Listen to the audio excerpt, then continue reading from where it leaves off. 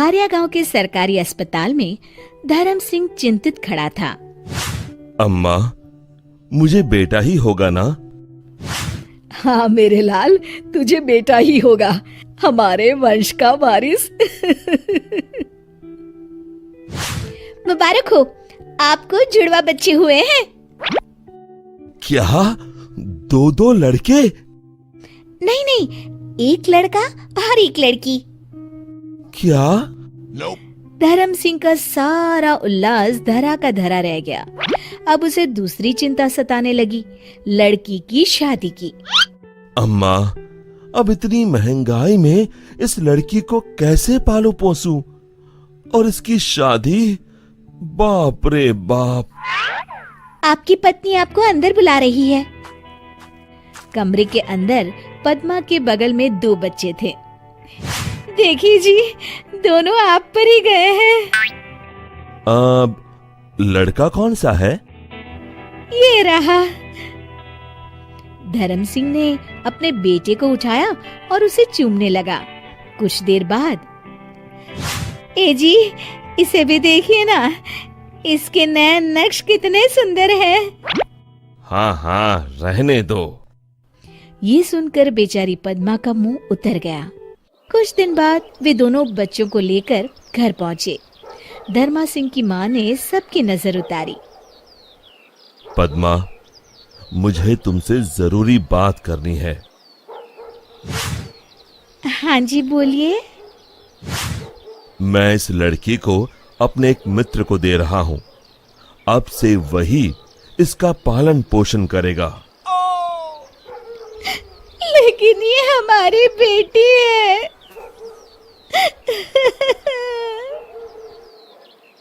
मैं जानता हूं, लेकिन मेरी बात समझने की कोशिश करो पद्मा। इतने महंगाई के जमाने में हम 2 बच्चों को कैसे पालेंगे? ऊपर से ये लड़की है, इसकी शादी ब्याह का खर्चा कहां से लाएंगे? मेरा जो मित्र है, उसकी कोई संतान नहीं है। वो हमारी बेटी को बड़े लाड़ प्यार से पालेगा, हमसे भी बेहतर। आप जब इतने बड़े परिवार को पाल सकते हैं, तो क्या आप इस नन्ही की जान को नहीं पाल सकते? पद्मा, मेरी बात समझो। हमारी आर्थिक स्थिति बहुत खराब है, हम इसे नहीं पाल पाएंगे। लाओ, इसे मुझे दे दो।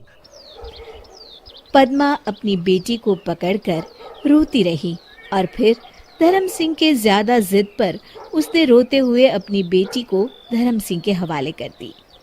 धर्म सिंह ने अपनी बेटी अपने दोस्त की पत्नी को दे दी, जो बच्ची को पाकर फूले ना समाई। यह धर्म सिंह अपने बेटे को लाड़ करने लगा। धर्म सिंह अपने बेटे को चलना सिखा रहा था। ये देख पद्मा अपनी बेटी का सोचकर रोने लगी।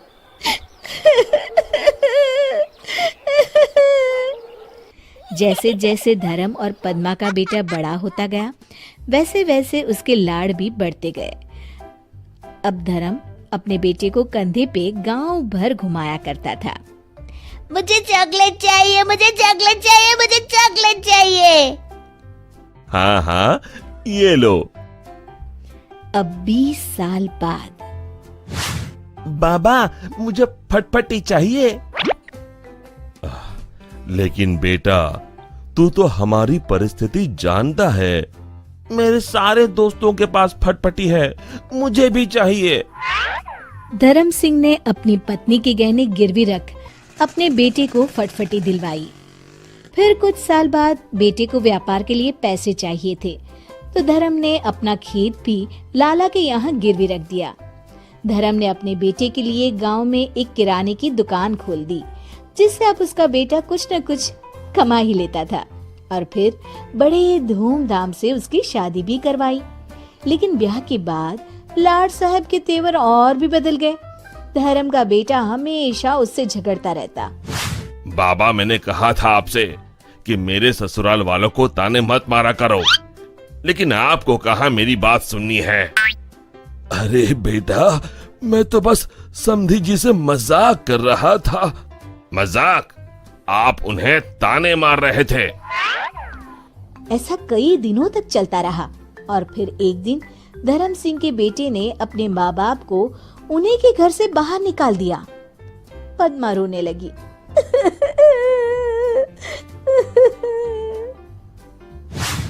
अरे बेटा, ये तू क्या कर रहा है?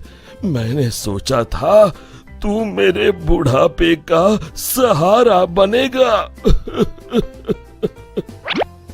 बेटा मेहनत करे और आप आराम से ठाट से रोटी तोड़े, ऊपर से दिन भर खिटखिट। मैं काम करूं या आपकी खिटखिट सुनते रहूं? जाइए जाइए, अपना रोना कहीं और रोइए। बेटे की ऐसी कटाक्ष भरी बातें सुनकर धर्म सिंह पूरी तरह से टूट गया। पद्मा ने उसे उठाया और वो दोनों रोते रोते वहां से चले गए। दोनों चलकर एक मंदिर के पास पहुंचे। आपने सुबह से कुछ नहीं खाया, कम से कम प्रसाद तो खा लीजिए। दोनों प्रसाद खाने के लिए प्रांगण में बैठे और वहां पर एक बूढ़ी औरत प्रसाद परोसने आई। भाई साहब, आप? धर्म ने उस औरत की ओर देखा। भाई साहब, मैं आपके दोस्त रवि की पत्नी हूँ। आपको याद होगा कि 25 साल पहले आपने अपनी बेटी मुझे दी थी। वो देखिए आपकी बेटी खुशी, आज वो एक डॉक्टर है और साथ ही साथ एक वृद्धाश्रम भी चलाती है। बड़ी ही नेक है आपकी बेटी। ये सुनकर धर्म की आंखों से आंसू बहने लगे। पद्मा ने अपनी बेटी को रोते हुए गले लगा लिया और फिर पद्मा ने उनके साथ हुई सारी घटना बताई। माँ, पापा, आप लोग मुझे वापस मिल गए, मुझे सारी दुनिया मिल गई और मुझे कुछ नहीं चाहिए। आज से आप मेरे साथ मेरे ही घर में रहेंगी। एक तरफ जहाँ धर्म सिंह के बेटे ने धर्म सिंह को घर से निकाल दिया और दूसरी तरफ उसकी बेटी ने उसे अपनाया, जिसे धर्म सिंह ने वर्षों पहले ठुकरा दिया था। शिक्षा, लड़के और लड़कियों में भेदभाव नहीं करना चाहिए, क्योंकि लड़कियां लड़कों से कम नहीं होती है।